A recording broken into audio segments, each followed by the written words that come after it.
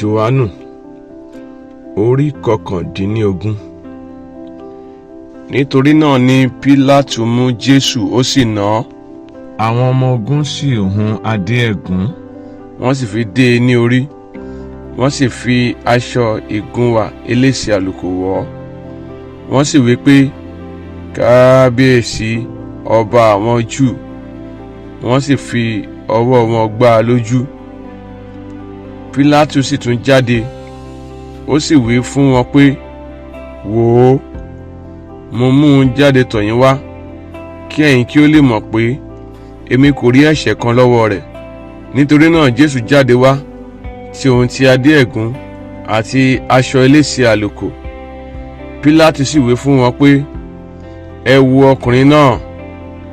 Nítorí náà nígbà tí àwọn olórí àlùfáà àti àwọn oníṣẹ́ rí i, wọ́n kígbe wípé, kàn án mọ́ àgbélébùú, kàn án mọ́ àgbélébùú.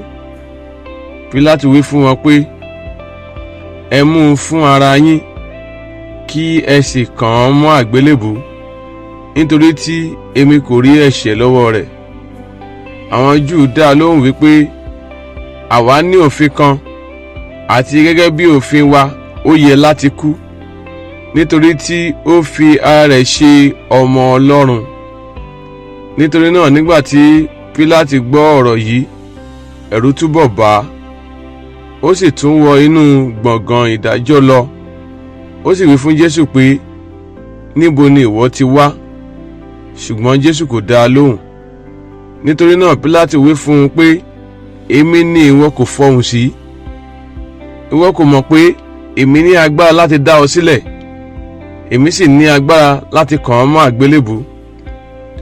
Jésù dá a lóhùn pé, ìwọ kì bá ti ní agbára kan lórí mi, bí kò ṣe pé a fi fún ọ láti òkè wá. Nítorí náà ẹni tí ó fi mí lé ọ lọ́wọ́ ni ó ní ẹ̀ṣẹ̀ pọ̀ jù. Nítorí èyí Pílátù ń wá ọ̀nà láti dá a sílẹ̀.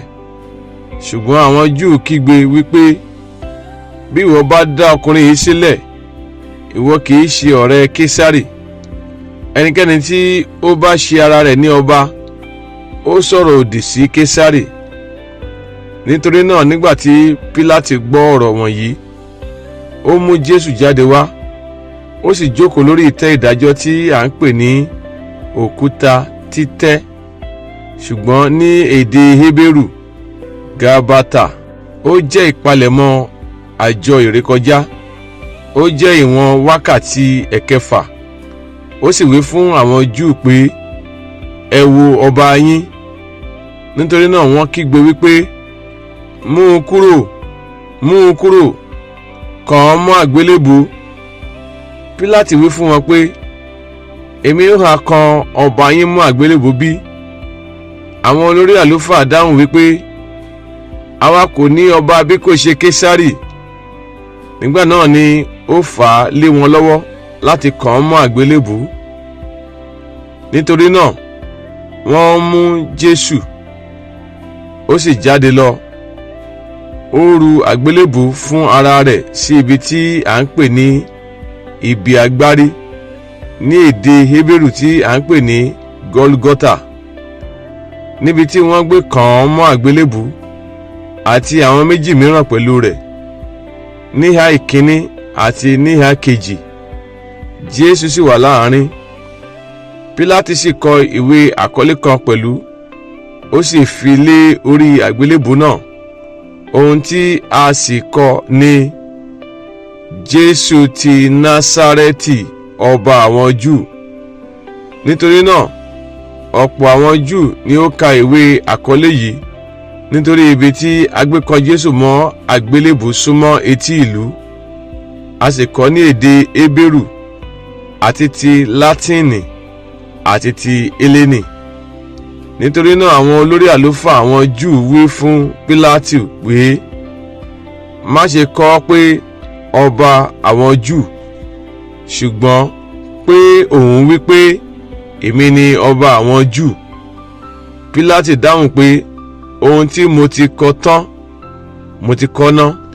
Nígbà náà ni àwọn ọmọ ogun, nígbà tí wọ́n kan Jésù mọ́ àgbélébùú tán, wọ́n mú aṣọ rẹ̀, wọ́n sì pín wọn sí ipa mẹ́rin, apá kan fún ọmọ ogun kọ̀ọ̀kan àti àwọ̀tẹ́lẹ̀ rẹ̀, ṣùgbọ́n àwọ̀tẹ́lẹ̀ náà kò ní ojúran, wọ́n hun láti òkè títí jálẹ̀. Nítorí náà wọ́n wí fún ara wọn pé, ẹ má jẹ́ kí a fà á ya, ṣùgbọ́n kí a ṣẹ́ kèké nítorí rẹ̀ ti ẹni tí yóò jẹ́, kí ìwé mímọ́ kí ó lè ṣẹ tí ó wí pé, wọ́n pín aṣọ mi láàrin ara wọn, wọ́n sì ṣẹ́ kèké fún aṣọ ìlékè mi. Nǹkan wọ̀nyí ni àwọn ọmọ ogun ṣe. Ìyá Jésù àti arábìnrin ìyá rẹ̀ Maria aya Clopa àti Maria Magdalene sì dúró níbi àgbélébù.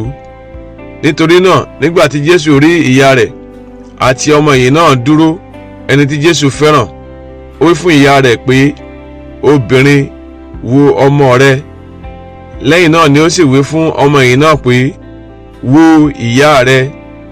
Láti wákàtí náà lọ ni ọmọ ẹ̀yìn náà sì ti mú un lọ sí ilé ara rẹ̀. Lẹ́yìn èyí, bí Jésù ti mọ̀ pé a ti parí ohun gbogbo tán, kí ìwé mímọ́ lè bá a ṣẹ, ó wí pé, òǹgbẹ ń gbẹ mí. A gbé ohun èlò kan kalẹ̀ níbẹ̀ tí ó kún fún ọtí kíkan. Wọ́n sì fi spóńjì tí ó kún fún ọtí kíkan sórí igi ìsopù, wọ́n sì fi sí i ní ẹnu. Nítorí náà nígbà tí Jésù sì ti gba ọtí kíkan náà, ó wí pé, ó parí. Ó sì tẹ orí rẹ̀ ba, ó jọ̀wọ́ ẹ̀mí rẹ̀ lọ́wọ́. Nítorí ó jẹ́ ọjọ́ ìpalẹ̀mọ́, kí òkú náà má bàa wà lórí àgbélébù ní ọjọ́ ìsinmi, nítorí ọjọ́ ńlá ni ọjọ́ ìsinmi náà. Nítorí náà àwọn Júù bẹ̀ Pílátù pé kí a ṣẹ́ egungun itan wọn, kí a sì gbé wọn kúrò. Nítorí náà àwọn ọmọ ogun wá, wọ́n sì ṣẹ́ egungun itan ti èkíní àti ti èkejì tí a kàn mọ́ àgbélébù pẹ̀lú rẹ̀. Ṣùgbọ́n nígbà tí wọ́n dé ọ̀dọ̀ Jésù, tí wọ́n sì rí pé ó ti kú ná, wọn kò sì ṣẹ́ egungun itan rẹ̀. Ṣùgbọ́n ọ̀kan nínú àwọn ọmọ yìí náà fi ọ̀kọ̀ gún ní ẹ̀gbẹ́. Lójú kan náà ẹ̀jẹ̀ àti omi sì tú jáde. Ẹni tí ó rí i sì jẹ́rìí, òtítọ́ sì ni ẹ̀rí rẹ̀.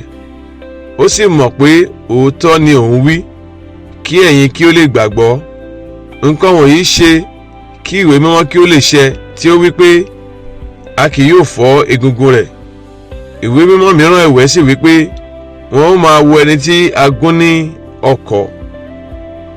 Lẹ́yìn nǹkan wọ̀nyí ni Jósẹ́fù ará Arimatia, ẹni tí ń ṣe ọmọ ẹ̀yìn Jésù, ṣùgbọ́n ní ìkọ̀kọ̀ nítorí ìbẹ̀rù àwọn Júù, ó bẹ̀ Pílátù kí òun kí ó lè gbé òkú Jésù kúrò.